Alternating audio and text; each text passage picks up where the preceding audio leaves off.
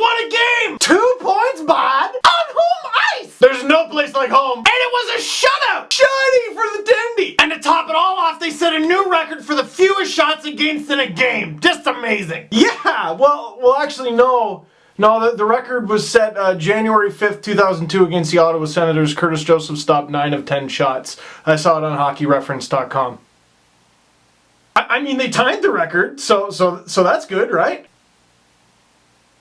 You're right. I'm sorry. I'm sorry. Woo! Are you just gonna get hammered? Get me a toaster. Magic Angel Robot from Winnipeg. What the hell are you talking about? This team is ruining my life. It's actually link down below. They tied the record. They didn't.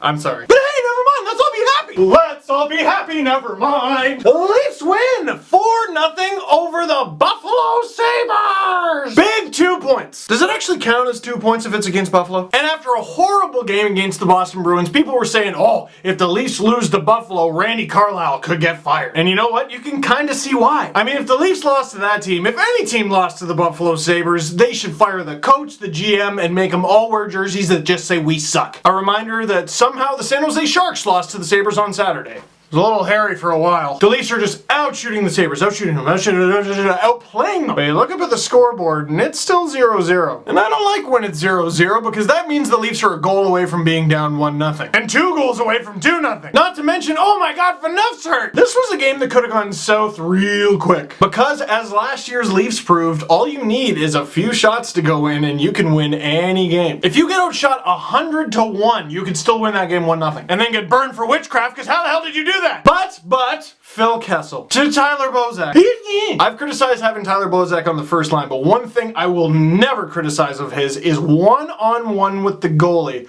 Wow. In the shootout, on a breakaway, even on a partial break like this, he's money. So the Leafs are up. I'm feeling a little more confident about them winning. And then the second goal. That is when it was confirmed that the universe might hate the Sabres more than the Leafs. First of all, Mike Santorelli basically just plays keep away for like a solid 10 seconds. I have the puck this way. No, I have the puck this way. And then Kessel behind the net. Me. Phil Kessel's shot is so good that he can score goals when they don't even make sense. Banks the puck off Michael Neuwirth, who, by the way, was the best part of that goal. Because Neuwirth had his back to Kessel. And once the horn started going, he was like, if I don't look at the goal, maybe the goal never happened. No, bud, that was a goal, and you play for the Sabres. This is your worst nightmare. Then a minute later, Morgan Rielly to JVR. It's just mean. Rielly with the beautiful setup to JVR, and JVR's reaction to that goal might have been my favorite part of the game. Which says a lot, because there were a lot of favorite parts for this game. Just pointing at Rielly like, oh, you cheeky little monkey. Which brings me to my third favorite part of the game. First, my favorite part of the game was Michael Neuwirth not even looking at the goal. Then there was JVR with the whoop point. Then Leo Komarov. You all know my man crush on Leo. It is well documented, but how can you not love him after the Gardner goal? First of all, the Sabres don't know what to do with Gardner. He's just on skill stick right there. Behind the net, beautiful wraparound, but why would he go for a wraparound? That almost never works. Are the Sabres that bad? Well, he definitely had the opportunity. Michael Neuwirth was down. The Sabres weren't really prepared, but usually there's a defenseman right there to at least stuff a wraparound. What is this, the 90s? You can't score with those. Oh, but you can. If Leo Komarov is just on a Caribbean vacation beside the net. He just lied there, giving Gardner a perfect path to the net, and you know it was on purpose. He was just lying there like Kate Winslet in Titanic. Paint me like one of your Finnish girls. And coincidentally, Jake Gardner felt like he was king of the world because he finally scored a freaking goal. Finally! And at that point, I'm just watching everything like, oh, please don't score on Bernier. Because at that point, you have to get the shutty. Bernier has had a horrible struggle to start this season. He had 40 and 50 save games last season, stealing games, and then he would allow a goal in a game that tied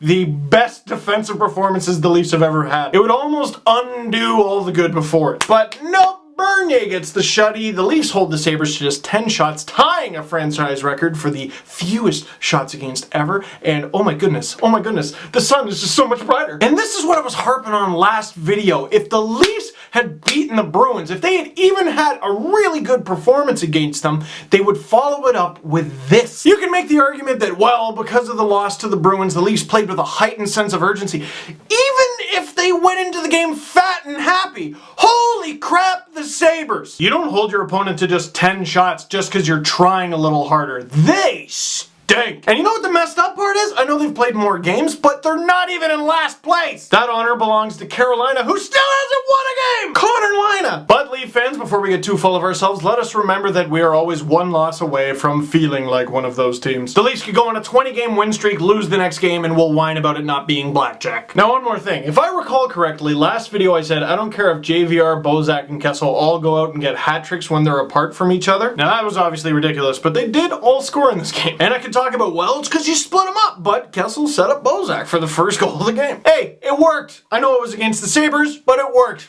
Give it another shot. Kadri and Lupul couldn't quite get on the board, but they looked really good, especially in the offensive zone. So, as basically always with the Leafs, the next 2 games are huge. You get to be nice and happy that you got your 2 points out of Buffalo, as you should have gotten, and now the next 2 games are against a pesky, feisty, and rising Columbus Blue Jackets team, and of course, the Chicago Blackhawks on Hockey Night in Canada. Pretty sure the last time the Leafs played the Hawks on Hockey Night in Canada, the Leafs won 7-3. And not trying to take anything away from the Leafs, but maybe don't bank on that happening again. In the meantime,